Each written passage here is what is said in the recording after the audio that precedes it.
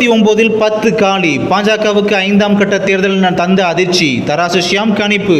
நடந்து முடிந்துள்ள 5 கட்ட தேர்தலில் கடந்த முறை வென்ற 39 தொகுதிகளில் பாஜக 10 இடங்களை இழக்கும் என்று மூத்த பத்திரிகையாளர் தராசு ஷியாம் கூறியுள்ளார். அதை பற்றி நாம் விரிவாக காணலாம்.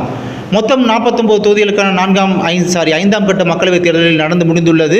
நாட்டின் அடுத்த பிரதமர் யார் என்பதை தீர்மானிக்கப் போகின்ற 2 மாநிலங்களின் தேர்தல் அட்டவணை இந்த 5ஆம் கட்டத்திற்குள் தான் அடங்கியிருந்தது.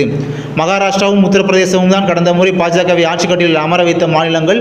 இந்த 2 மாநிலங்களிலும் பழைய செல்வாக்கை இந்த முறை இழந்துள்ளது பாஜக என்று கருத்து கணிப்புகள் கூறுகின்றன. இந்த 5ஆம் கட்ட தேர்தலின் மற்றொரு சிறப்பு என்னவென்றால், மிக முக்கியமான தலைவர்களின் தொகுதிகளுக்கான வாக்குப்பதிவு இதன் உள்ளாகத்தான் வருகிறது. குறிப்பாக அமேதி தொகுதி, ராஜ்நாத் சிங் போட்டியிடும் தொகுதி, அயோத்தி ராமர் கோயில் உள்ள பைசாபாத் தொகுதி ஆகியவற்றிலெல்லாம் இந்த 5ஆம் கட்டம் தேர்தலின் போதுதான் வாக்குப்பதிவு நடைபெற்றுள்ளது. மகாராஷ்டிராவில் உத்தவ் தாக்கரேவின் கட்சியை உடைத்து சரத்பவார் கட்சியை உடைத்து இரண்டாக்கியது என பல தவறுகளை பாஜக செய்துவிட்டது.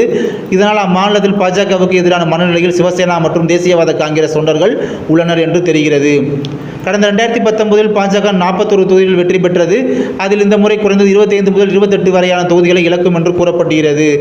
அதே போலத்தான் உத்தரப்பிரதேசத்திலும் பாஜக இந்த முறை மிக மோசமாக பின்னடைவை சந்திக்கும் என்கிறார்கள். கிட்டத்தட்ட 40 தொகுதிகளை பாஜக இழக்கும் என்கிறார்கள். குறிப்பாக ஊபியில் பாஜகவினர் சரியாக தேர்தல் வேலையை செய்யவில்லை என்றும் சொல்லப்படுகிறது. RSS நிர்வாகிகள் பாஜகவுக்கு தேர்தல் வேலை பார்க்கவில்லை என்று செய்திகள் வெளிவந்துள்ளன. எனவே ஊபியில் பாஜக தனித்து விடப்பட்டுள்ளது. ஊபியில் ஒரு 40 சீட்டு, மகாராஷ்டிராவில் ஒரு 25 சீட்டு ஆக மொத்தம் 65 சீட்டுகளை பாஜக இந்த தேர்தலில் இழக்கக்கூடும் என சொல்லப்படுகிறது. பாஜக போட்டியில் 420 சீட்டுகளில் இந்த 65 சீட்டுகளை கழித்து விட்டால் 350 சீட்டுகள் தான் உள்ளன. அப்படி பார்த்தால் 400 சீட்டுகள் என்ற பாஜகவின் முழக்கம் இதிலேயே அடிபட்டு போய்விடுகிறது. அடுத்து இந்தியா கூட்டணி, இந்த கூட்டணி உள்ள கட்சிகளில் அதிக இடங்களில் போட்டி போடுகின்ற கட்சி காங்கிரஸ் தான். திமுகவுக்கோ அல்லது ஆம் ஆத்மியோ இல்லை என்றால் இந்தியாவின் திரிணாமுல் காங்கிரஸோ அதிக இடங்களில் போட்டியிடவில்லை. அதே போல தான் அகிலேஷ் யாதவும் தேஜஸ்வி சூர்யா ஆகிய இருவரும். மேலும் இந்தியா கூட்டணியில் உள்ள சிவசேனாவுக்கான தேசியவாத காங்கிரஸ் கட்சிக்கோ யாருக்குமே 50 சீட்டுகள் கிடைக்கப் போவதில்லை. காரணம், இவர்கள் போட்டியிடுவது குறைவான இடங்களில் தான். எப்படி பார்த்தாலும் இந்தியா கூட்டணியில் அதிக இடங்களில் போட்டியிடும் ஒரே கட்சி காங்கிரஸ் தான். இதுபோக இது பற்றி இந்த மூத்த பத்திரிகை தராசு ஷியாம் சில விளக்கங்களை முன்வைத்துள்ளார். 5ஆம் கட்ட தேர்தலில் முடிவுகள் எப்படி வரும் என்பது குறித்து ஷியாம் பேசுகையில், இந்த 5ஆம் கட்ட தேர்தலில் மொத்தம் 49 தொகுதிகளில் வாக்குப்பதிவு நடந்து முடிந்துள்ளது.